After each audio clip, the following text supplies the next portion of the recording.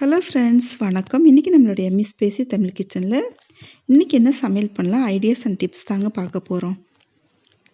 ஒவ்வொரு நாளுமே பெண்களுக்கு இன்றைக்கி என்ன சமையல் பண்ணலாம் அப்படின்னு சொல்லிட்டு ஒரே யோசனையாக இருக்கும்.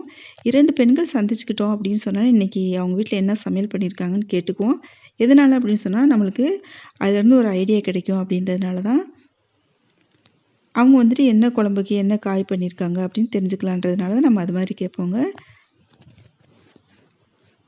வீடியோக்குள்ளே போகிறதுக்கு முன்னாடி நம்ம சேனல் இது வரைக்கும் நீங்கள் சப்ஸ்கிரைப் பண்ணலைன்னா சப்ஸ்கிரைப் பண்ணிக்கோங்க, பெல் ஐக்கானை கிளிக் பண்ணிக்கோங்க.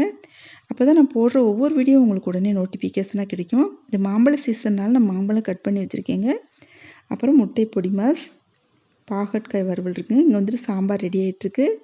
முருங்கைக்காய், மாங்காய், வெண்டைக்காய் சாம்பார் வந்துட்டு கமக்கமன் வாசனையோடு அதுவும் மண் சட்டியில் ரெடி ஆகிட்டுருக்குங்க.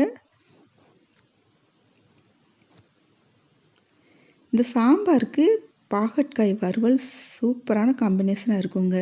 அதுவும் பூண்டு தட்டி போட்டு சுத்தமாக கசப்பே இருக்காதுங்க. குழந்தைகளோட விரும்பி சாப்பிடுவாங்க.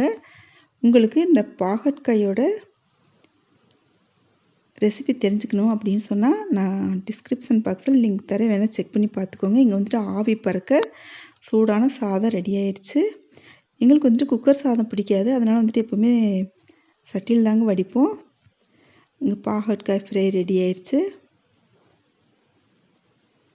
எப்போவுமே இந்த சாம்பாருக்கு முட்டை பொரிச்சிட்டு அப்புறம் வந்துட்டு பாகற்காய் ஃப்ரை பண்ணிவிட்டு நம்ம சாப்பிட்டோம் அப்படின்னு சொன்னால் ரொம்பவே நல்லாயிருக்கும். இங்கே முட்டை பொடி மாஸ் வந்துட்டு ரெடி ஆயிடுச்சுங்க. இது பொரியல்னு சொல்லலாம், பொடி மாஸ்னும் சொல்லலாம். மாம்பழம், அப்புறம் பார்த்தீங்கன்னு சொன்னால் முட்டை பொடி மாஸ், அப்புறம் பாகற்காய் ஃப்ரை, சாம்பார், மோர், அப்புறம் வந்துட்டு மாங்காய் ஊறுகாய், ஒயிட் ரைஸ் இருக்குங்க.